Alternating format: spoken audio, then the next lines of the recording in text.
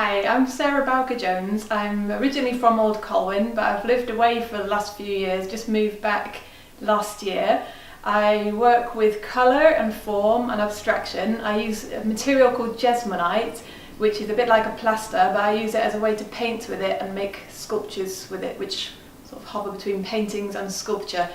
And I like a bit of mischief in my work as well, setting things up and seeing what happens, a bit of experimentation. First impressions, I'm mega excited. It's really a visceral experience coming into this space. It affects all your senses, the smell of dust, and I love looking at the walls, which are crammed with all sorts of different shapes and sizes of bricks, right down to the little bits of dust, and some of them you can press and they might just fall out. So it's quite an intriguing space and a beautiful sense of light.